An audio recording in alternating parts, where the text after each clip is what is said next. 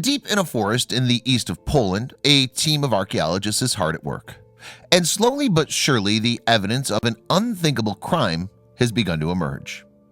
What more Nazi-related horrors have they uncovered, buried here for decades beneath a tarmac road? The excavation began in 2007.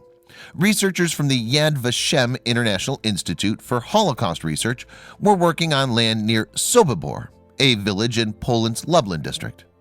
They knew the area had been home to a Nazi extermination camp, although little evidence of its gruesome past remained.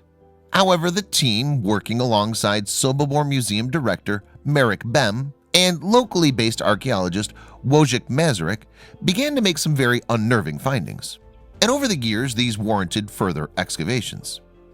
Finally, in September 2014, the archaeologists made a historic announcement.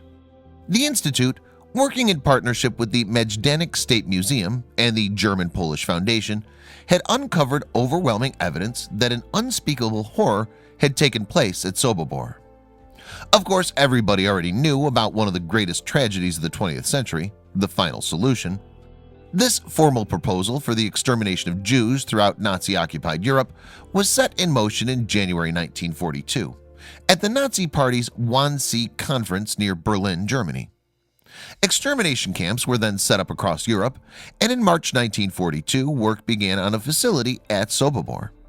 This particular location was chosen for its closeness to a railroad line linking Poland and Ukraine. SS officer and civil engineer Richard Tamala, who had overseen the building of another camp 90 miles away at Belzec, supervised the Sobibor camp's construction. Moreover, shockingly, some 80 Jews from the surrounding area were imprisoned and forced to help build the facility. Then, after its completion, they were all sentenced to death. In April 1942, the camp claimed more victims. Indeed, around 250 Jews were transferred to Sobibor from nearby Krakow to test the facilities, and none of them ever returned. While in operation, Sobibor was split into 3 sections. The first section contained prisoner barracks, where inmates were assigned a paltry 12 square feet in which to sleep. The second section was where the Sonderkommando, Jewish men and women who were forced to assist in the incarceration and extermination of their fellow victims, worked. Here, camp occupants were prepared for their final moments. In the third section, camp occupants were systematically murdered in groups of up to 500 in one go. Ultimately, it's estimated that more than 250,000 Jews met their end at Sobibor. However, it wasn't until the recent excavations that the full horror of what went on there was finally revealed. It seems that on October 14, 1943, the prisoners at the camp rebelled. During this uprising, 11 SS officers were killed and around 300 inmates escaped.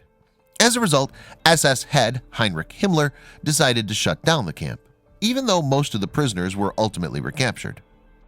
The facilities at Sobibor were subsequently dismantled, with trees planted to disguise their remains. Furthermore, the buildings that had seen thousands of deaths were torn down, and their foundations were concealed beneath tarmac. The war marched on, though, and 2 years later the Nazis were finally defeated. But while evidence of their horrific treatment of Jews became immediately obvious after the liberation of places like Auschwitz and Majdanek, the terrifying secrets of Sobibor took a little longer to be revealed. In fact, it wasn't until 2007 that archaeologists uncovered the first indicator of the scale of the exterminations that had been carried out at the camp. That year, more than 1,000 personal effects, once belonging to the victims, were uncovered.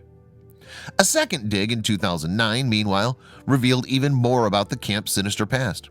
For instance, archaeologists found evidence of a structure on the site, as well as possessions like false teeth, keys, and coins. Then in 2014, the team felt ready to make its official announcement. The researchers said that they believed the Sobibor site had been home to a network of gas chambers in which hundreds of thousands of Jews were murdered in one of the most horrific ways imaginable. The extermination of people took place there, Wojciech Mazurek explained to Reuters TV. It was murder by smoke from an engine that killed everyone within 15 minutes in these gas chambers, in torment, shouting. The archaeologists had excavated underneath the asphalt road that had been laid by the Nazis to cover their tracks, and there they found rows of bricks that marked where the gas chambers once stood. For archaeologist Yoram Jaime, who was a part of the dig, the discovery had a personal significance. 2 of his uncles were murdered at Sobibor during the war. Yet with these findings, the truth about the awful fate that befell them and thousands more could finally be known.